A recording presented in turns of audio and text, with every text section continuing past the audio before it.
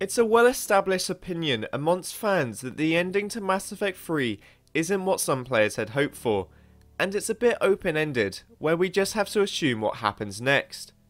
In this video, I'm going to talk a little about the refusal ending that Shepard can choose by means of shooting the catalyst square in its annoying ghostly silhouette.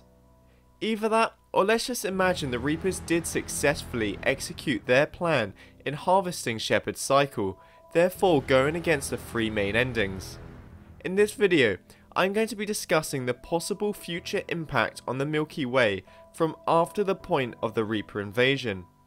Now obviously, this is a speculation and opinionated video, and I will use the lore of Mass Effect to guide me through this. So let's start dishing out some ideas.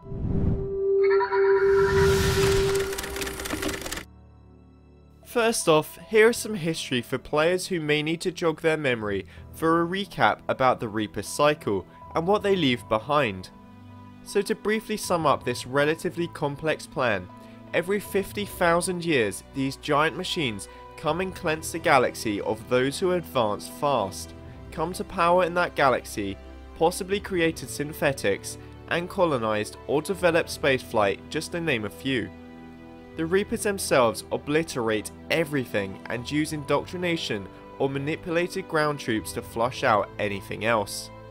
But one thing that is overlooked in Mass Effect 3 is the fact that the Reapers don't harvest every race in that cycle, and they leave remains and technology that those races may possess. So this begs me to ask the question, what if the Reapers had succeeded? Who would have come to power, and what was left behind in the galaxy? And my answer to that, I can only think of the Yahg. Now the Yahg aren't a well-known race from the Mass Effect trilogy, and unless you played the Shadow Broker DLC, then you may not have known about their existence at all. So here is another bit of brief lore. The Yahg are incredible, physically strong like the Krogan, but taller, and with the brain power matching a Solarian. The Yahg are a terrifying, brute-like race that settle things through conflict. Despite this, by the time of the Reaper invasion, they had still not yet developed space travel to explore the worlds, and this meant they were actually left completely alone by the Reapers. The Citadel's first contact with the Yahg on their home planet of Parnak didn't go as planned, and it was basically a slaughterhouse for any outsider trying to introduce a new race to the galaxy, and because of this, they were cautious to keep this brutal race isolated from the rest of their galaxy on their homeworld. Is that right? You're a Yahg, a pre-spaceflight species quarantined to their homeworld from massacring the Council's first contact teams. Now, as I mentioned earlier, the Reaper harvest is relatively complex, and from an organic viewpoint, I still find it confusing today. But the Reapers were a creation of the Catalyst, sent from an order by the Leviathans to keep peace between races, and to prevent synthetics from rebelling and killing their creators.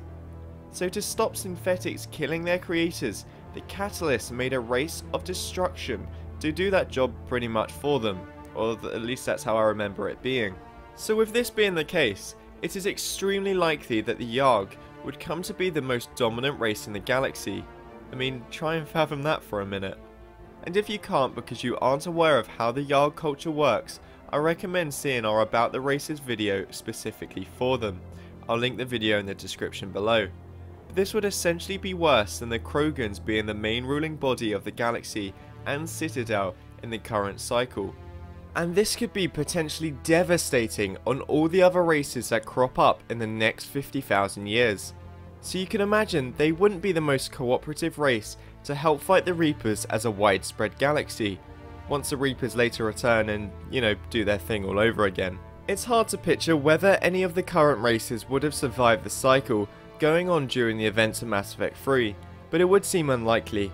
But the technology carried over from this could definitely help the subsequent cycles build more of an idea about the Reapers in advance to help deal with them, no matter how terrifying and dominant they may seem.